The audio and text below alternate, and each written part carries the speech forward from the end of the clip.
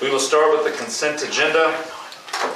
All the following items which concern reports and items of a routine nature normally approved at AHA meetings will be approved by one vote unless any trustee desires to have a separate vote on any or all of these items. The consent agenda consists of the discussion, consideration, and action on the following items.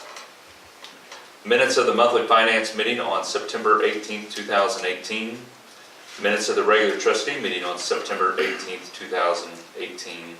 And a check report September 9th, 2018 through October 8th, 2018. I move that we approve the consent agenda as presented. Second.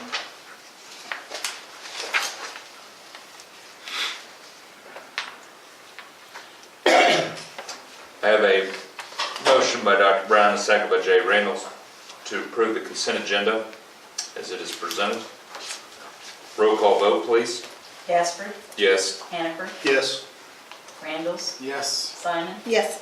Brown, Yes. Ward. Yes. All right. The next item that I'm going to go over is we have our audit results. This is not the final audit, but we have BKD here. Andrew Hatemanic, Monic is here with BKD to go over and give us a brief synopsis of what all they found. You met earlier today with the Finance Committee and probably went into a little bit deeper than what we'll go over tonight.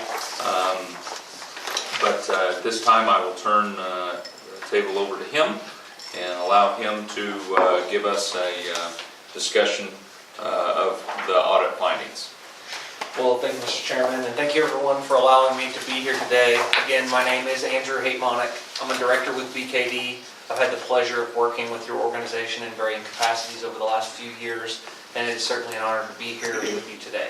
I am going to go over very briefly the high-level financial statement results from our audit of the June 30, 2018 financial statements for Share Medical Center. I want to point out that, as the chairman did say just a few minutes ago, we did go into fairly deep conversation about the results at the Finance Committee, so I'm going to defer a lot of those conversations to that meeting. If you have questions at any point during this presentation, feel free to interrupt or ask me those questions, or reach out to me afterwards. I believe my contact information is in the back of the last page of the presentation, so all of you should have a copy of it, and don't hesitate to reach out if you'd like to discuss with me any of these further items. In front of you all today, you should have a draft copy of both the finance of the financial packet as well as the finance management letter. Those are in draft form. As Jason said just a few minutes ago, we do anticipate issuing those in the next few weeks after the board has approved the release of the financial statements.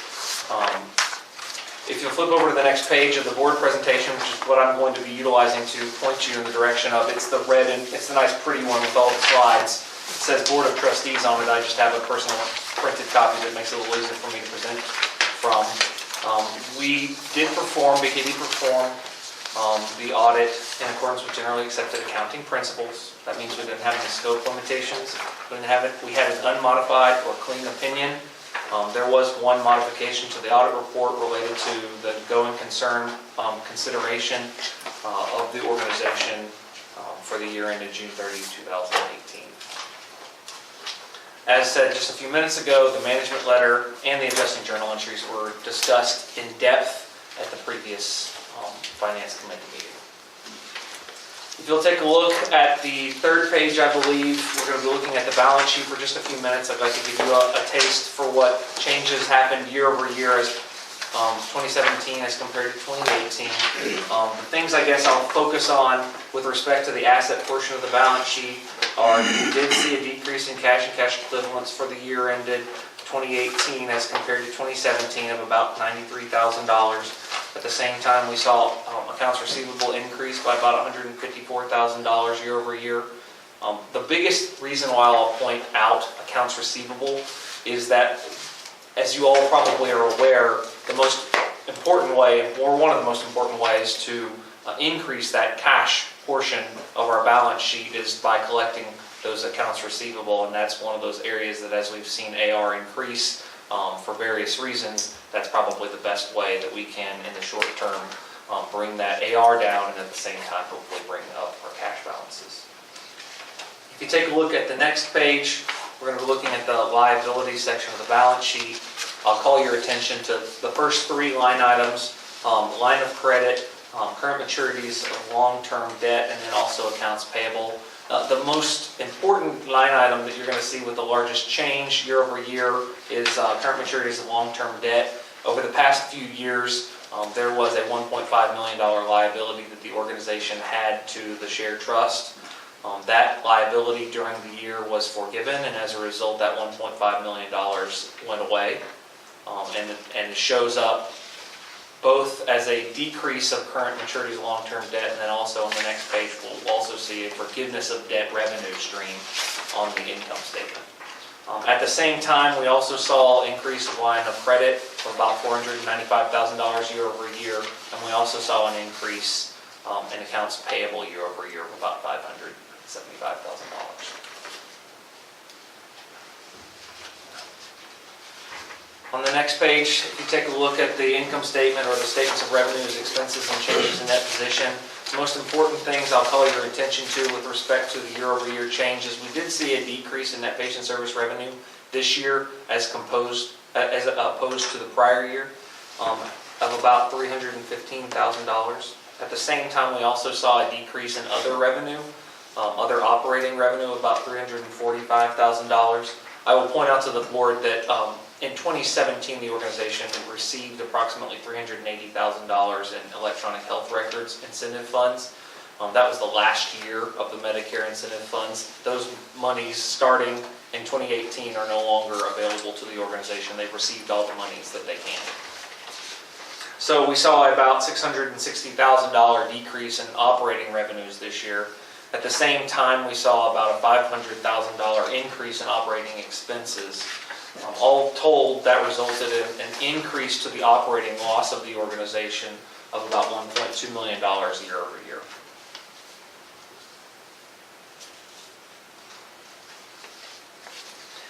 The next few pages, we're going to just take a few minutes to go over the trend analysis of the organization, how the organization is doing year over year, and then compare it to a couple of peer organizations that we have from a large database of survey information and cost report data that will provide us with some comparables for other peer organizations of similar size. The first metric that we're going to take a look at is days cash on hand from all sources. So this essentially gives us a feel for if the organization stopped receiving any revenues of any kind, how many days could it continue to provide the services at the same level.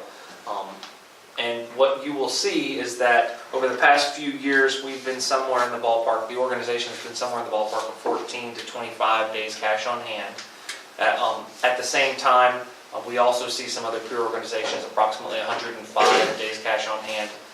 As we discussed in the Finance Committee meeting, I think that the most accurate metric for a very similar comparable hospital is somewhere in between those two numbers, probably closer to the 50 or 60 day metric. The way that is required to break down this data is a little bit difficult, but nonetheless, probably a fair comparable is somewhere in that 50 to 60 day range. Days accounts receivable generally reflects your ability to convert that accounts receivable to cash, as we discussed just a few minutes ago. Higher days in AR means that you're not doing a good job, that you are doing not as good of a job at collecting it. In this particular case, when you compare, you are up a couple days over the prior year. The organization saw about 51 days cash in hand at year end 2018. When you compare that to your other peer organizations, that's fairly in line with what we see from other similar organizations. Always room for improvement, as I'm sure you can always be aware, but it's a pretty fair comparison. The next page reflects the current ratio of the organization over the past few years as compared to some of its peer organizations. Current ratio really just means how many times over does the organization have the ability to pay off its current liabilities with its current assets. In this case, we're approaching 1, which is a trend in the upward direction over the past few years. Most of the peer organizations that I work with are going to find themselves somewhere in the 1.5 to 3 range, very similar to what these metrics for your peer organizations tend to show on this particular metric. If you'll turn to the next page, we do take a look at average age of plant.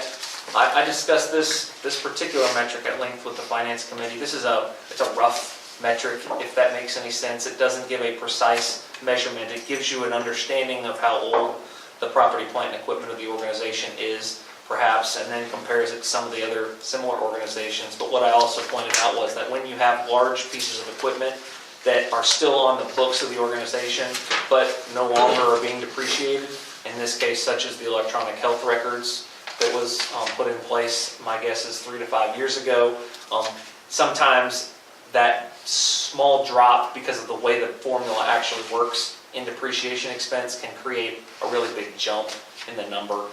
But at the end of the day, what this does tell you is that, as you see your property, plant, and equipment getting a little bit older, this might give you a feel for what's the timing of when we need to start talking about replacement of certain pieces of equipment or reinvestment back into the capital infrastructure of the organization.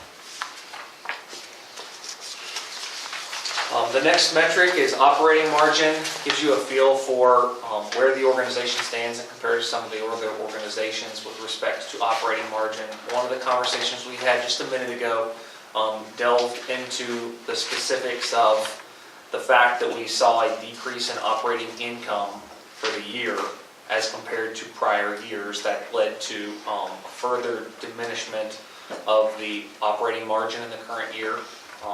But what I prefaced all of that with the Finance Committee was, all other organizations are struggling too. If you look at the peer organizations, they're somewhere plus or minus 1 or 2% from an operating margin perspective. But for every few that are in those numbers that do really well, there are others, in the same boat as you. We've watched other organizations in your peer group, the Pulse Valley, Pulse Valley and other hospitals have closed their doors. So you're certainly not alone in the struggles that some of the other organizations are facing from a financial perspective. And then lastly, we like to give you an understanding of, for every dollar that you bill out, what are you actually writing off in contractual adjustments, whether to Medicare or Medicaid or Blue Cross, Blue Shield, or other third-party payers. What you'll see over the last few years, and what you're seeing across the industry in general, is that write-off percentage for contractual adjustments continues to increase. It's just a function of the fact that charge structures continue to go up, payments are at best flat, and I do mean at best because in many cases they're diminishing how much they're reimbursing organizations for the same services. So what you'll see is that for every dollar that the organization bills, 56.7% of that is written off to contractual adjustments. If you compare that to other peer organizations, that's 63 and 69%, depending on which of the metrics that you compare yourselves to. At this point, are there any other questions related to the audit of the financial statements or any other pieces of information that you might be interested in?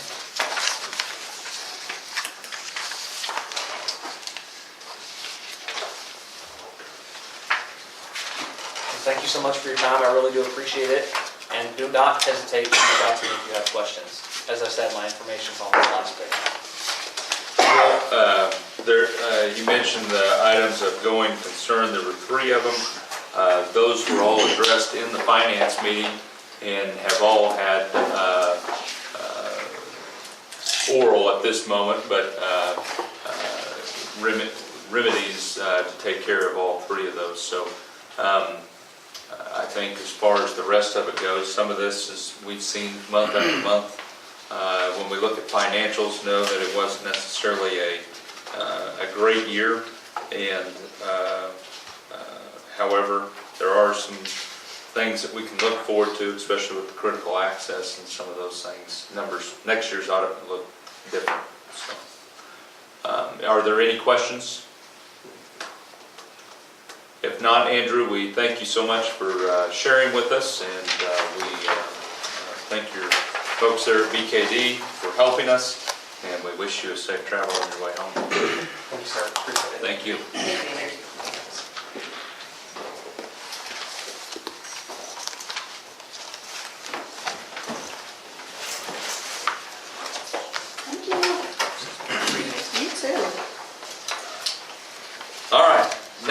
is CEO's report. Candace? All right, we have been very busy with the swing bed program, Rita. Thank you for handing that off. That has kept our nursing staff stretched. I mean, they have done a fabulous job of keeping up. Those are heavy care patients, a lot more so than what we're used to taking care of. And I think it's taken them some time, but I think that they've gotten in the groove, back in the groove of taking care of more patients, and certainly have stepped up to the plate. So we do appreciate their efforts to take good care of those patients. And anytime you have that happen, and as I know I had one in front of me, I don't know if you guys have one down there, but you're going to have more incident reports, you're going to have more patient falls, more medication errors, that kind of thing is naturally inherent of taking care of those types of patients. So those are things that we work on to make sure that we have bed alarms on those patients, so that if they're disoriented, getting out of bed without assistance, those alarms go off and alert us to that fact that we need to get in there quickly. So I think they're going to do a good job at that, and it's just something that comes with a higher census. So we're working on that. Quality assurance. So as you know, we had several surveys between DNV and the state surveys. So we had several things that through QA, through QAFI, we were monitoring.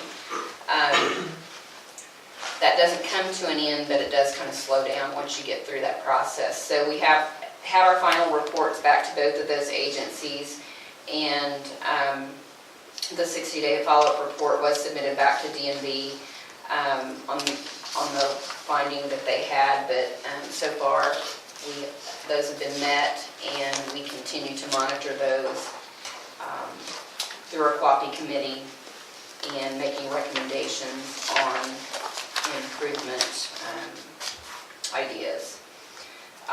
For the month of September, we had 6 occurrences. We used to call them incident reports. We call them occurrences now. We had 4 falls and 2 medication events. A medication event could be something such as happened in this case. A pain patch was put on a patient, and later in the shift checked and was missing. And so sometimes patients they don't stick real well to, and because of oily skin or sweaty skin or whatever, and so that would cause a medication incident report to be written up. So if you have any questions about those kind of things in your report, let me know, and I'll explain those further. Satisfaction surveys are in front of you as well. I think for the volume that we've been handling, I think that those look good. Urgent care has been pretty busy as well. Those look good. The ER surveys look good as well. So nothing that was really a concern in those areas. If we do have suggestions on those that need addressed, we take it to the department manager and look at a plan of action to address those concerns. The last couple of things I have, Heather reported that we finally are able to get our remittances electronically, which has been a huge thing. So we were awarded our critical access status July the 13th of this year, and we are just now getting electronic remittances for those to kind of let us know what we're getting paid for and on who. So that's a relief. As of December 1st, some of you may have heard about all the opioid law that passed in Oklahoma. There's certain things that went into effect or are going into effect November 1st. We have notified our patients that are taking narcotics that as of December 1st that we will no longer prescribe narcotics. I think that this situation is statewide.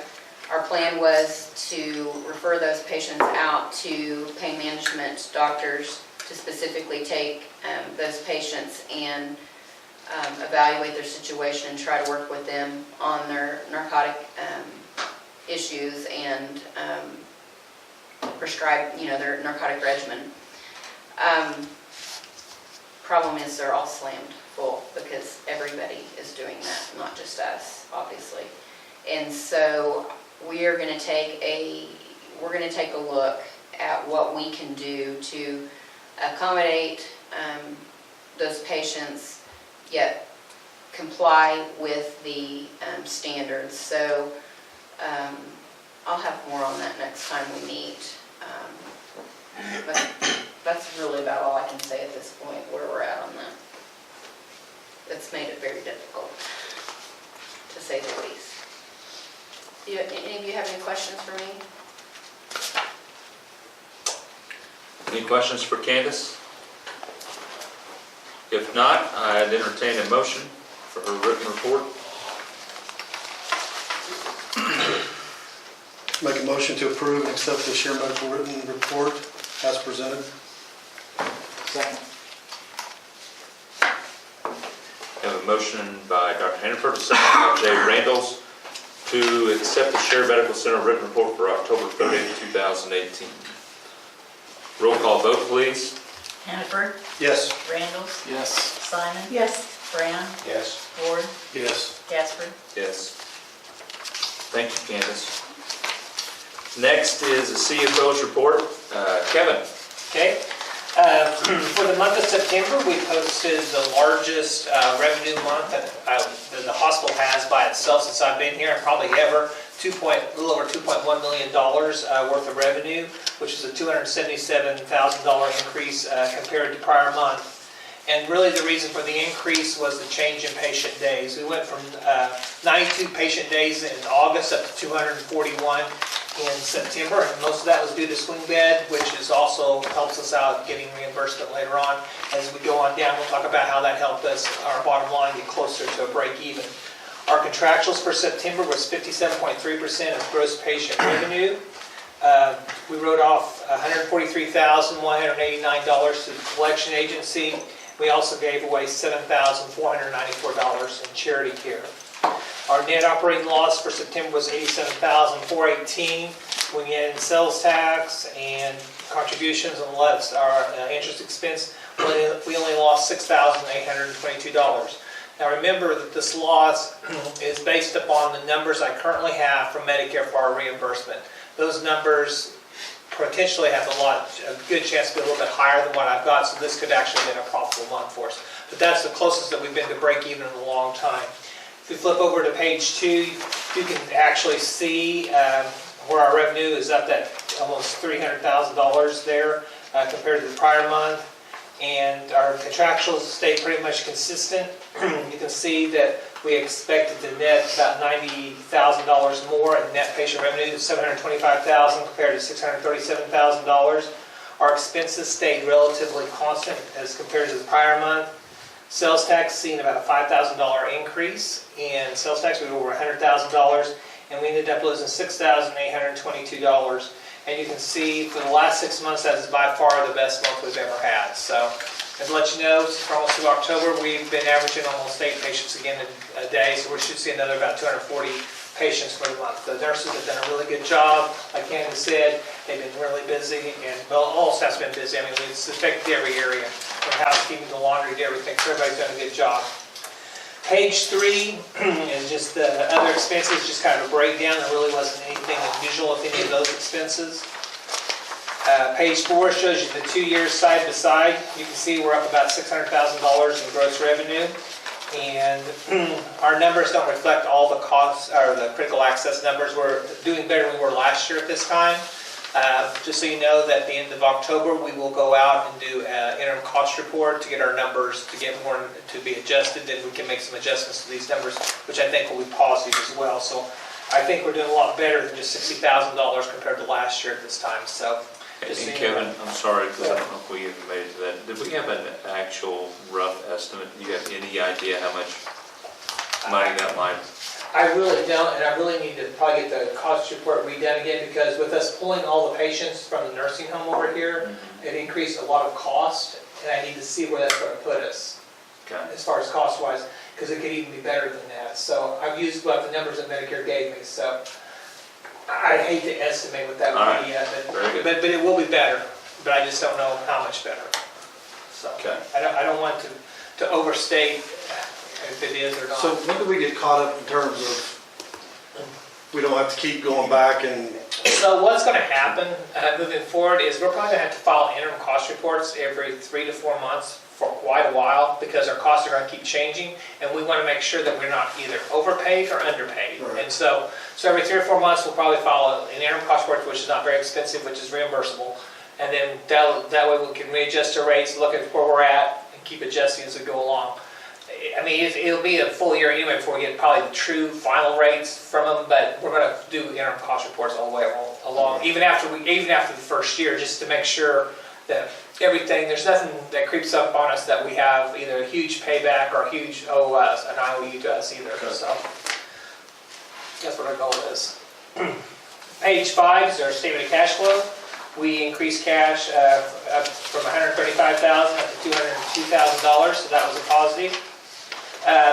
Page 6 is probably the page we can talk a little bit about.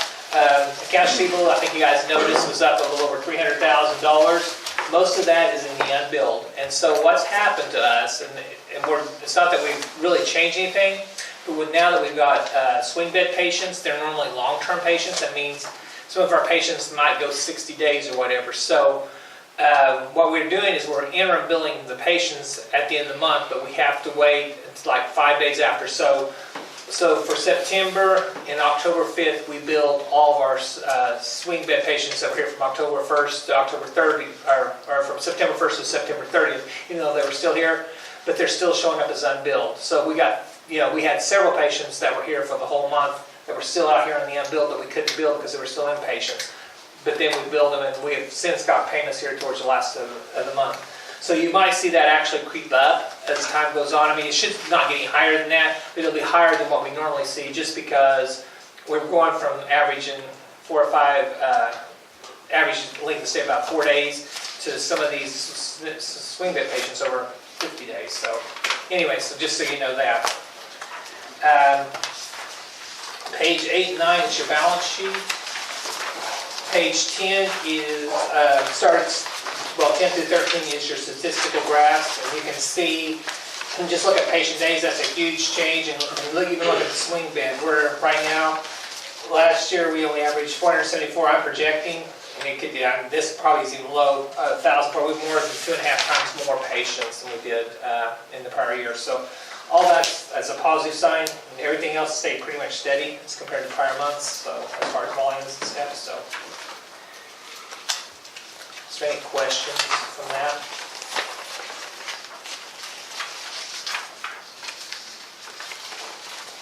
We've got almost all of our billing issues worked out, just so you guys know that, with Medicare, with the switch over. Medicare, even though we had everything right with the other system, did not transfer all of our certificates and stuff over, so we're having to submit all those back to them again. And it's one of those things that you think should be automatic, but does not happen to them. So should we still be getting another lump sum because of that?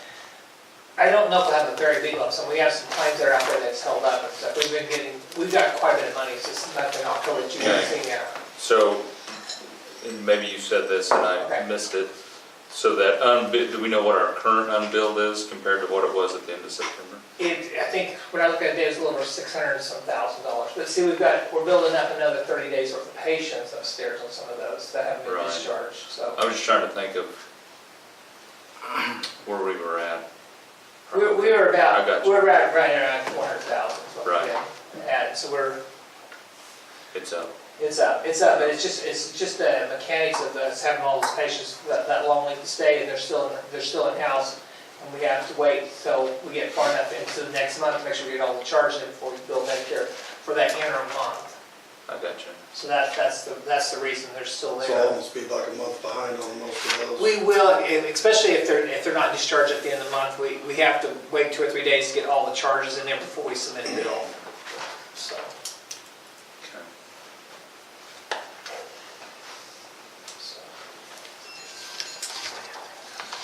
Does anybody have any questions for Kevin?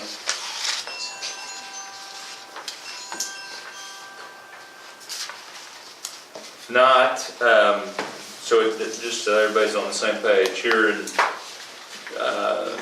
October's finish, we'll then start to prepare to do an interim.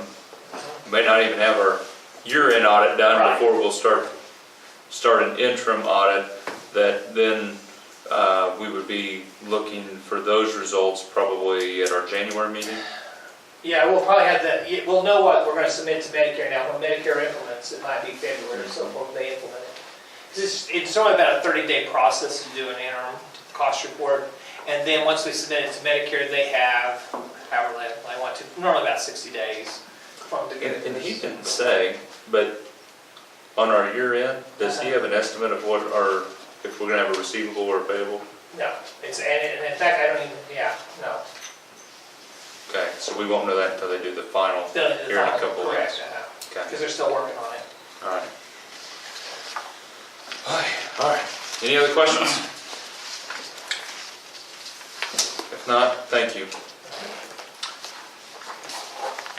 Dr. Hicks is not here.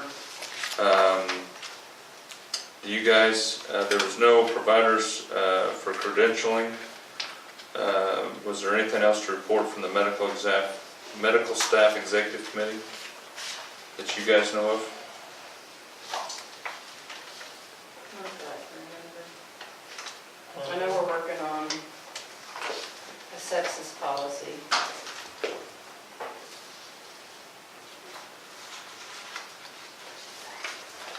Sepsis. Okay. Under QAPI, We did have a meeting. It was kind of delayed, but we had it last week. It was a lot abbreviated because a lot of the stuff that we had worked on in the past has already been resolved and stuff, and there was no issues found to take back. We would go to medical staff estimate, but we didn't have anything that was to be reported back up. Everything, all departments got their stuff in, and it looked like it was appropriate and stuff, so. okay. So the next thing is under improvement to patient care, contract review. They were all compliant. The one that says not applicable is because it's a nursing home, and it was under the hospital stuff, and so that's the reason it's not applicable. So Okay. we just want hospital only and our stuff. Okay. All right. So then we have several policies to, and they're all in here. It is that we can vote on all of these at one time unless any trustee desires to have a separate vote on any or all of these items. I will mention each one of them. The downtown clinic policy and procedure manual, the employee health policy and procedure manual, the human resource policy and procedures manual, the urgent care policy and procedures manual, the West End Clinic policy and procedures manual, the business office and registration policy and procedure manual, the central stores policy and procedure manual, the death certificate policy, the HIPAA policy, the information security policy and procedure manual, the swing bed policy, the utilization review policy and procedure manual, and the yearly quality management policy. So my first question would be, is back to you guys, was there any changes in there that we need to be alerted to from when they were approved last time? There was no changes in any of the manuals. Okay. Does anybody have a question in regards to any one of these policies?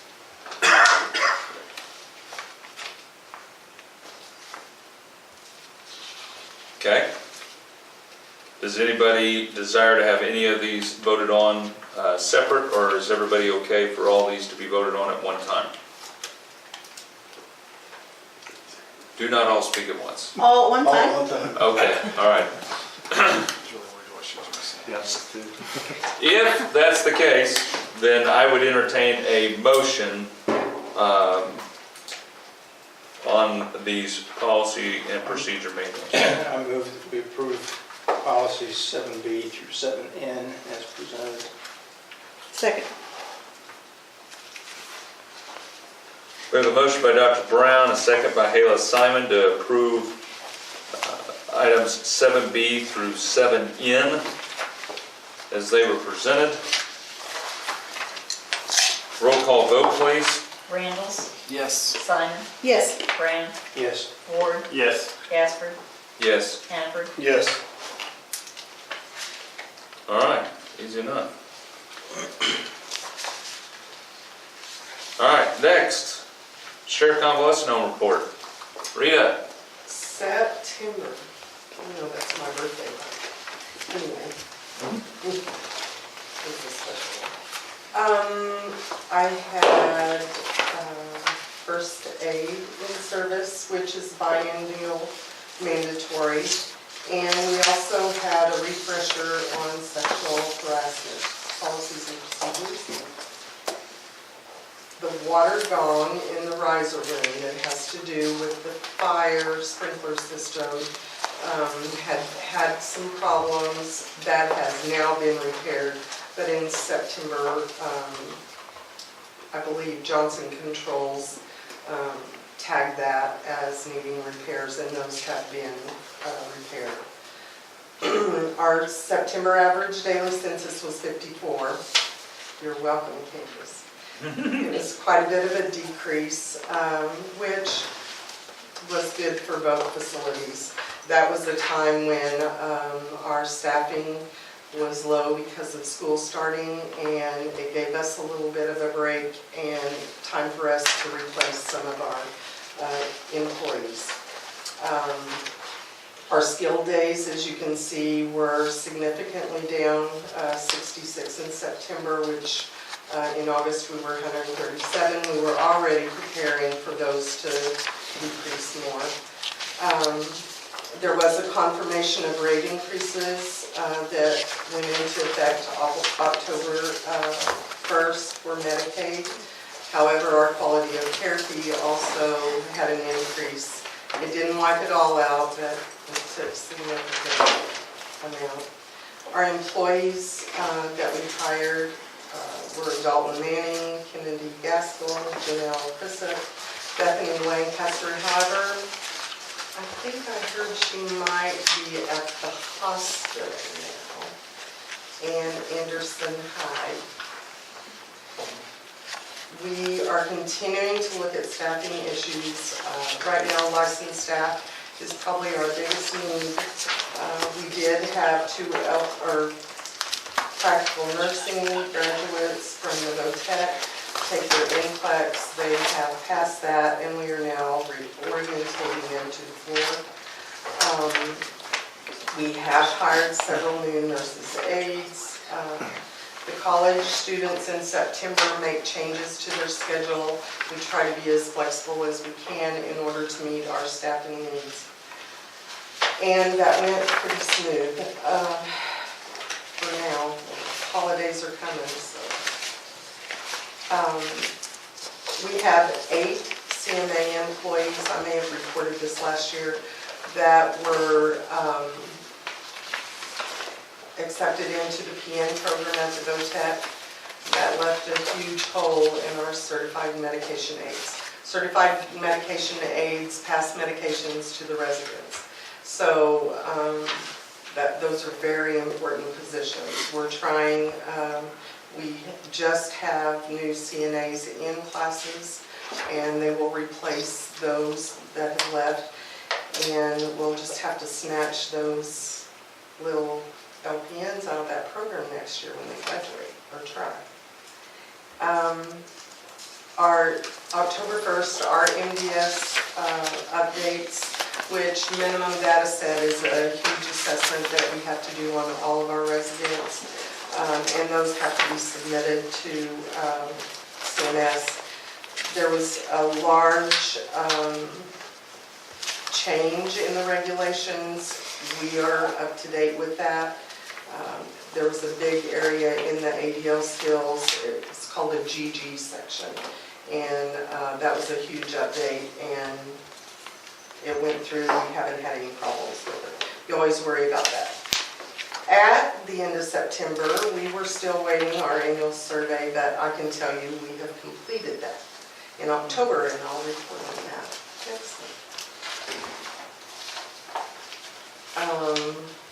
Our financials, our operating cash balance for September was $39,171, which represents 4.1 days of operating expense.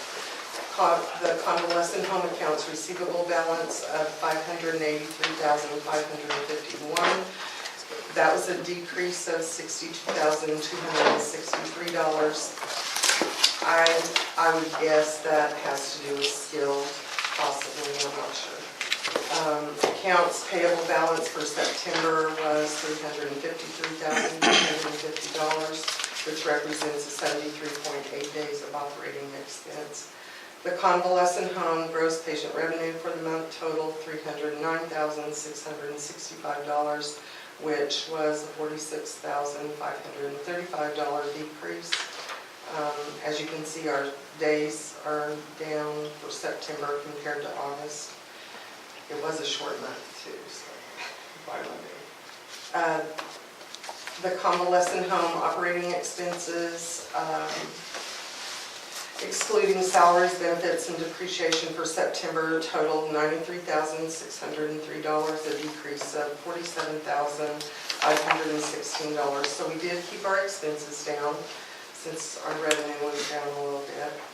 The convalescent home salaries and wages for September totaled $150,033, which was a decrease of $13,999.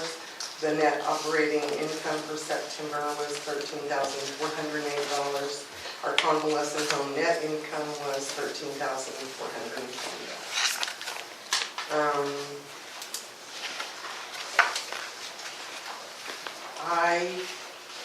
I mean, you can see our last 6 months.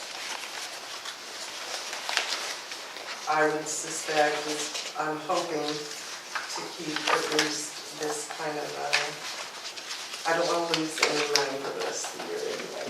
But we don't have to, you'll have to share the rest of it. And we're okay with that. We have to have that. I don't have really anything to say. We still, our patient days for the nursing home for year-to-date still is an increase over the last 4 or 5 years. I do not see that changing at all. We still have calls and calls for nursing home beds. I think we'll have highs and lows. We're coming into the winter months, and I think we will be busy. We're back up for October from our September census, so I feel comfortable about that.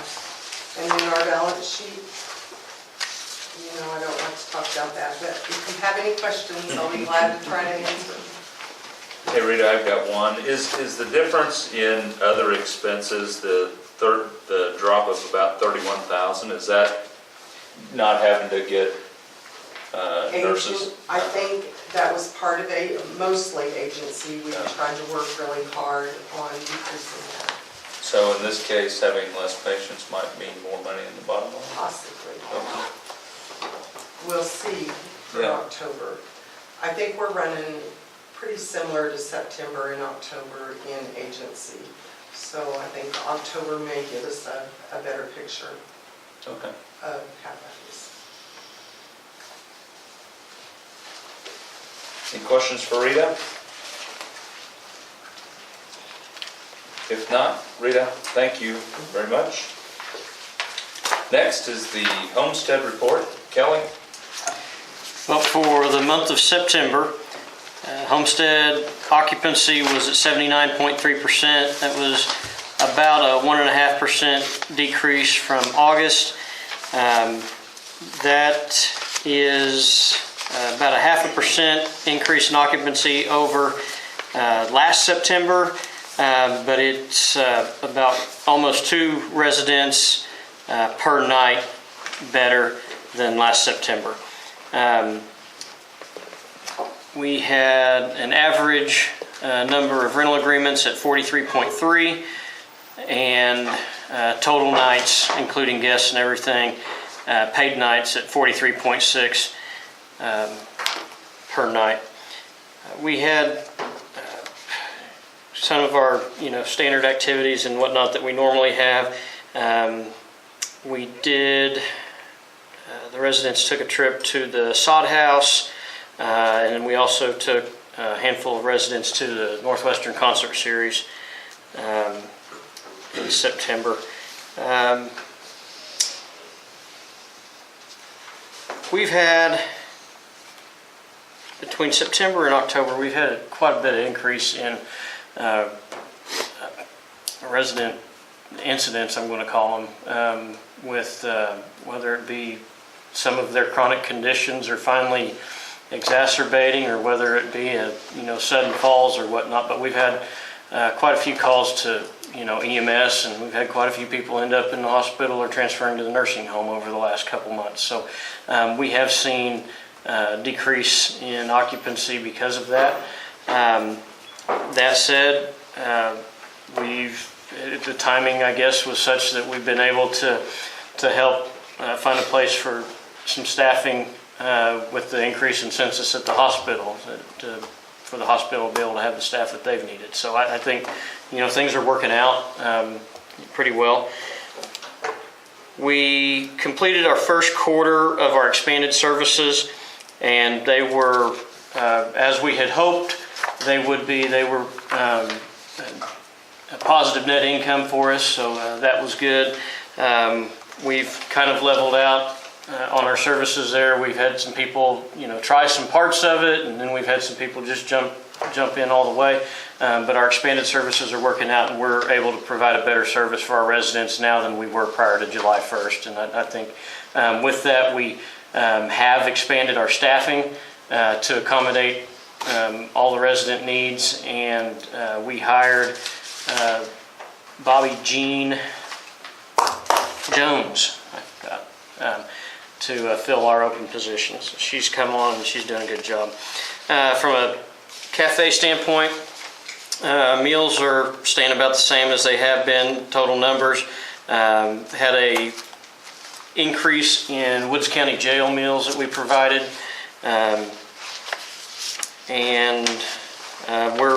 For the month, we were under our budget goal for cost per meal by about 3%.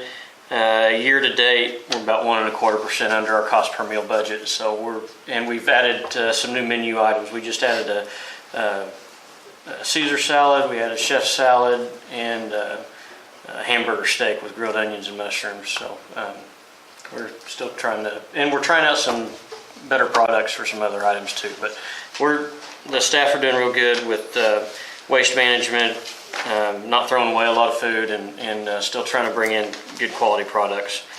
Roast beef's one of my favorites too. So.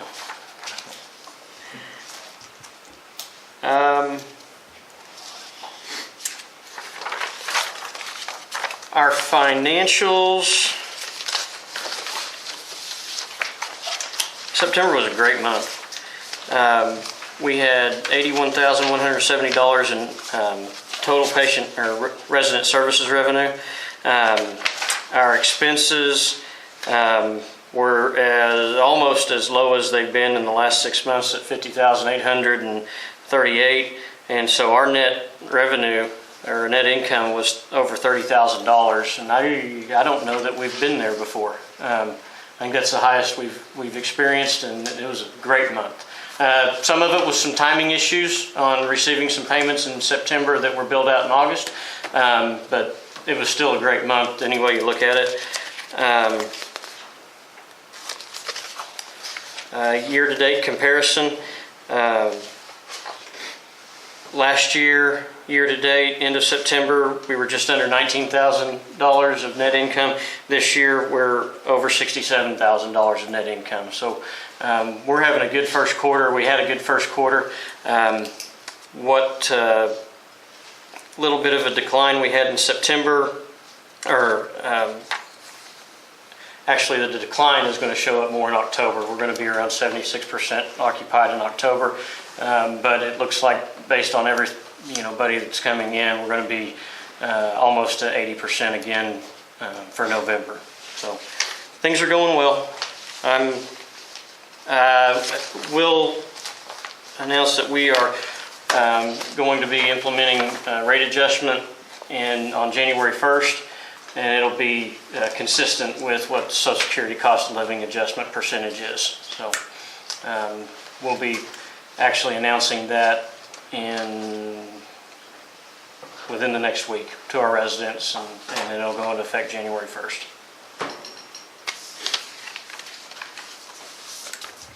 I'm happy to answer any questions if anybody has any.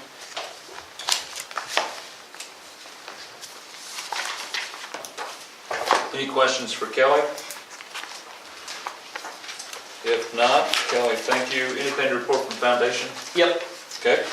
Foundation met on October 24th. I don't have the minutes approved yet, but we received our annual distribution from the Communities Foundation of Oklahoma, and we have chosen to reinvest the whole amount of that, and that was $10,816.91.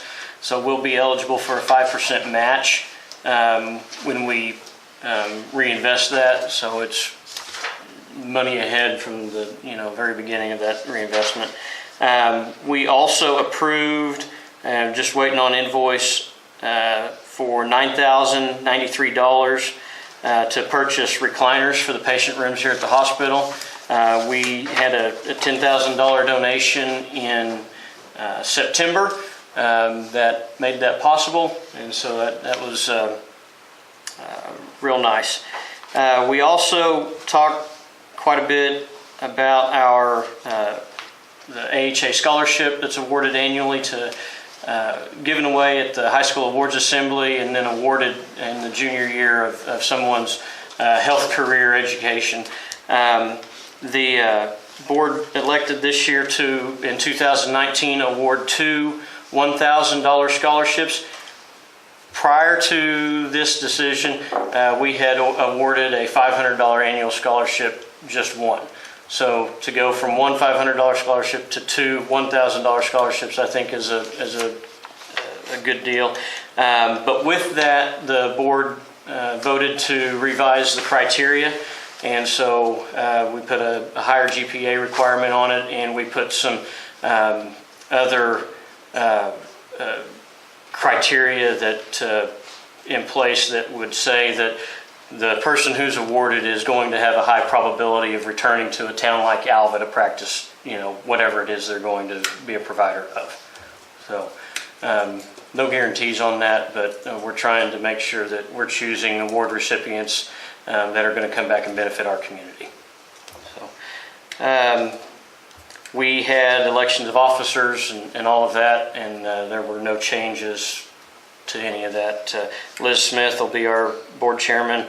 Rodina Bixler, Steve Knox will be our vice chairman. Sue Reed will be our treasurer, and Rita Goodrich will be our secretary. All right. Any questions in regards to the foundation for Kelly? If not, Kelly, thank you. Was there anything from St. Anthony's? No, I'm down there on Thursday. Okay. All right. Bo, anything for the city council report? Relatively short meeting for us. In city council, a couple water tank project is pretty much wrapped up. We did an extension on the change order for days at the east sewer line that we're putting in just because of all the weather problems. Continue to deal with properties with tall weeds and grass and dilapidated buildings. We sent out 34 letters just last month, and approved a few grant opportunities. That was about it. I'll answer any questions. Any questions for Bo? If not, thank you for your report. I do not have anything else to report. Our next meeting is the 20th of November, Tuesday there before Thanksgiving. confirm that? She said, Not yet. Not yet, not with the thing yet. It could have been with Tentatively, the 20th. All right, we're adjourned.